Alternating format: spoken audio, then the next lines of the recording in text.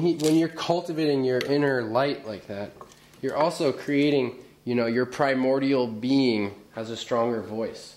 And your primordial inner healer is going to be yelling up at you on what to eat and what not to eat. This weekend, with its diversity and all that we're offering, was very intentional. We decided to bring together all of the people that we knew in our community who were acting as healers in some way. And that's why we entitled it the New England Healer Symposium. And so I think that all-encompassing nature of it, the fact that we have yoga, that we have meditation, that we have people celebrating just by making chocolate, or you know, teaching fermentation, teaching sprouting. It's all an inclusive part of creating a healthy society and also maintaining our own personal health. So it was a very intentional sort of choice.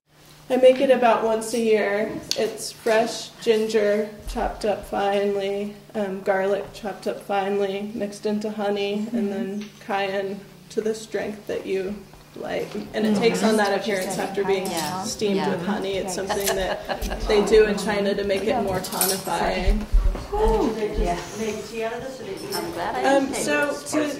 For a tea, you want to simmer it for at least 45 minutes, and so often it's just simmered in your rice and then removed after, and so your meal is medicinal, or a stew or anything like that. So I made some chocolate in advance. I'd love everybody to pass around and take some.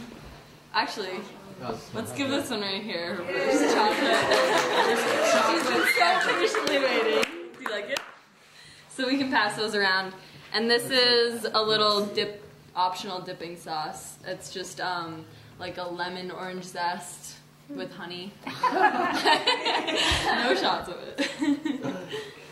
So what you do is you just spread it out. And this is a pretty detailed process, and I was taught in a very detailed way.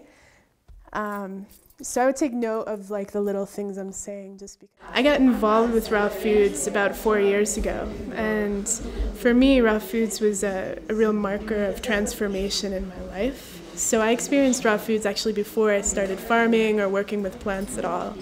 And what I experienced with raw foods was a heightening of well-being and an experience of physical and emotional and spiritual well-being that I had never experienced before. And that for me was the first sort of flag or message that plants were a really powerful part of my life. And that's what spurred me to start working as a gardener and learning gardening and farming. And from there I just began to see it as a holistic relationship, that I would work with the plants in the earth and that I would have a direct and intimate relationship with them in the soil, and therefore have a deeper relationship with the food that I was then going to consume or give to others to consume. So I just started cultivating my life based on this holistic idea that I should be involved and in touch with the natural world from which I was deriving so much of my well-being and my strength and my vitality. And that was kind of the view that I've carried with me for a very long time, and kind of what drives me in my work on a continual basis. That Om that we put into it, our energy that we put into our food in general, is hugely important. And I also want to celebrate that with you, because that's a beautiful thing, really.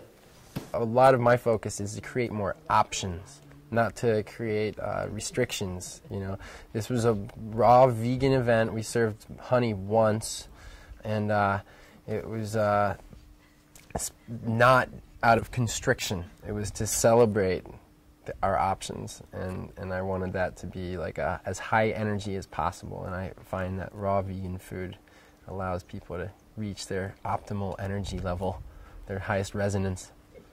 Do I think that the people would benefit from eating this food or preparing it? I am positive that people, when they eat this way or experience this food, whether they go to a restaurant and try it, 100% of the time, the feedback I get is they feel the energy and they feel more hydrated, more mineralized. Oftentimes they'll look at their plate and say, there's no way that's going to fill me up, and they'll end up eating 2/3 of it and having to take the rest home, because they're applying the cook world mentality to high nutrition, organic, whole foods. And when you do that, you're kind of cheating yourself. You know, the rules of the cooked world really don't apply because you're getting twice the nutrition most of the time. I'm learning about just all these different things about what my body is responding to. And it's responding to greens and fruit and nuts and water and these elixirs they're talking about. I make my own. I need energy for work. I mean, the guys couldn't keep up with me when I was still with the company and first started making these changes.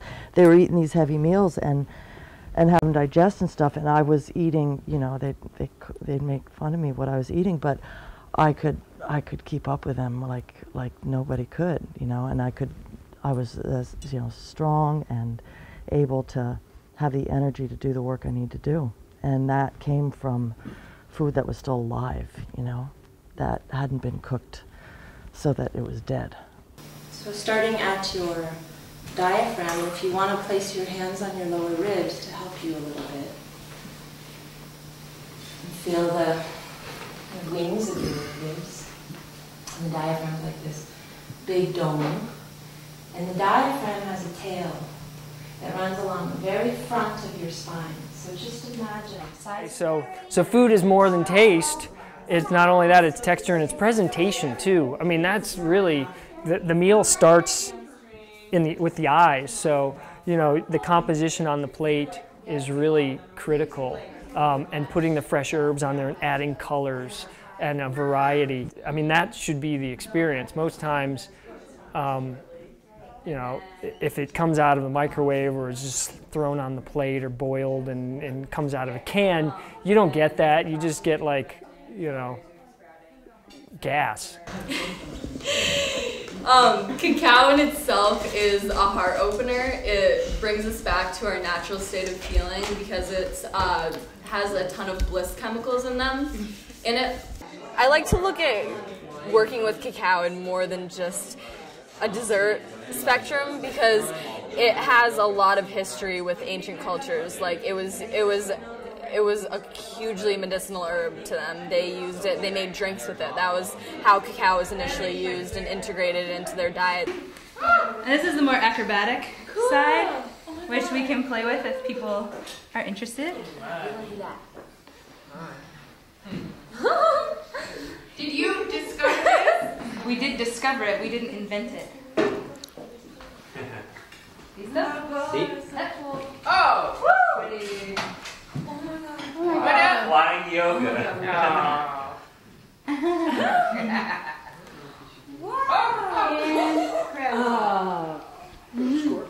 So we're gonna do that. If you want to.